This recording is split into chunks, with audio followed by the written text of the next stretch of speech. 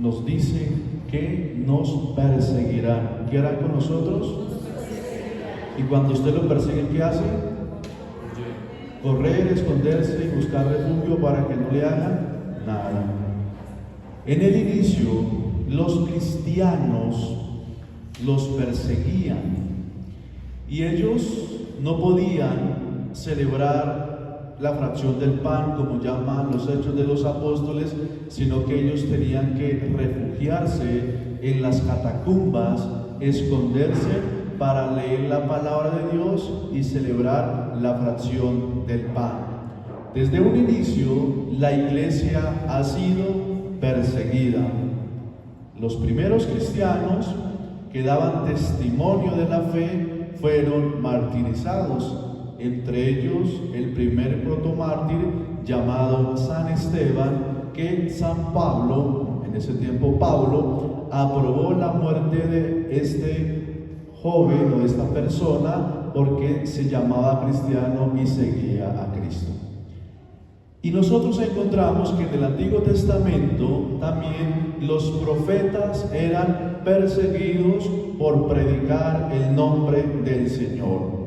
Y de esta manera la iglesia se ha perpetuado y se sigue perpetuando a través de la evangelización como uno de los fundamentos que tiene la iglesia, que es evangelizar, como lo dice el apóstol San Pablo, a tiempo y a distiempo. Y muchos también conocemos la historia de ellos que los quemaban. San Lorenzo, que dice la historia que lo quemaron por un lado y le dijo: ya voltéme por el otro lado para quedar bien asado. También entre ellos los echaban a lo que se llamaba el Coliseo Romano, los echaban entre las fieras para devorarlos y para la gente burlarse de lo que hacían con estas personas que hacían un seguimiento al Señor. Pues hoy en día la iglesia también sigue siendo perseguida. Latinoamérica, que todos conocemos noticias, Venezuela, Nicaragua, donde la iglesia la han expulsado y la han sacado. ¿Por qué? Porque la iglesia funda sus valores humanos y cristianos en la persona de Cristo, pero también en la persona humana. Por eso son perseguidos, y la iglesia en Colombia también muchas veces se ha sentido perseguida y se ha sentido asediada por muchas personas que quieren acabar y aniquilar el evangelio y el mensaje del Señor. Pero como la iglesia es obra de Dios, esta obra nunca se acabará, esta obra se perpetuará, y dice el Señor: yo estaré con ustedes todos los días hasta el fin del mundo. Pero vayamos a nuestra vida, donde también muchos son perseguidos. ¿Son qué? Perseguidos. Y sentirse uno perseguido, sentirse uno mirado, sentirse uno vigilado y sentir que cualquier movimiento que usted hace, ya las personas de eso sacan ciertas cosas o se inventan o películas o escenas de donde no hay, y se siente uno perseguido. Y cuando uno lo persigue, pues obviamente que uno se siente mal y uno dice: ¿a quién acudo? ¿Qué hago para que la gente deje de estarme fisgoneando y estarme mirando? Porque muchas personas que no soportan el peso de la persecución terminan su vida quitándosela, terminan su existencia arrinconándose en la casa y no queriendo salir porque sienten miedo. Es tanta la carga que a veces las personas tenemos que sentimos que no podemos más. Cuando uno está en el confesionario y se acercan personas a contarle situaciones que usted dice: esto es increíble, esto pareciera de película, me han matado a mi esposo, he terminado con estas situaciones. Y claro, los sacerdotes y las personas muchas veces cargamos ciertas emociones de los demás. Y muchos a veces dicen, pero ¿por qué los padres no sonríen? ¿Qué les pasa a los padres que no tienen una risa?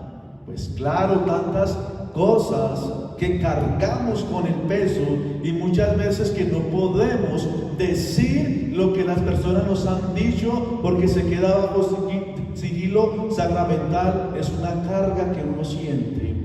Entonces, si nosotros nos sentimos perseguidos, asediados, devastados, criticados, lapidados, acerados, desesperados, pues queridos hermanos, la solución está en acudir al Señor.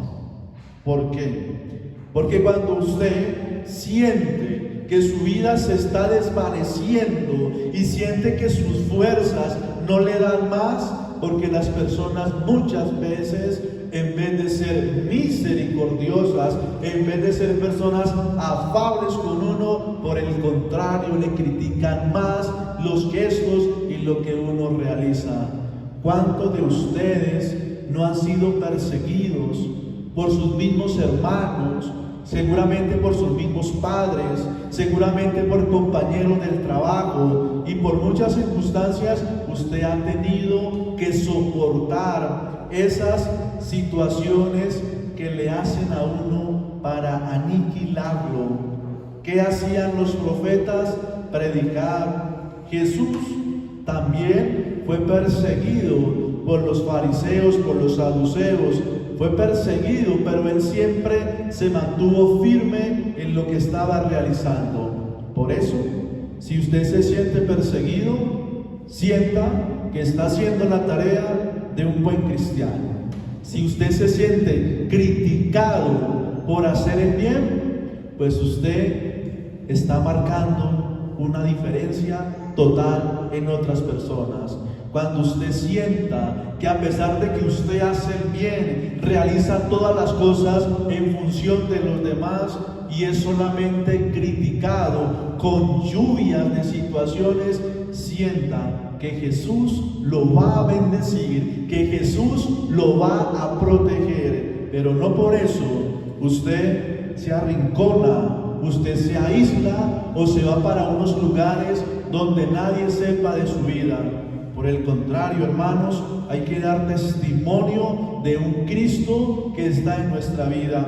Y todas las persecuciones vendrán. Dice la palabra del Señor en las bienaventuranzas: benditos a ustedes que los persiguen por causa mía, porque mi recompensa aún será mayor. ¿Cuántos hemos tenido que doblar rodillas y llorar delante del Señor por situaciones que a veces son ajenas a nuestra voluntad?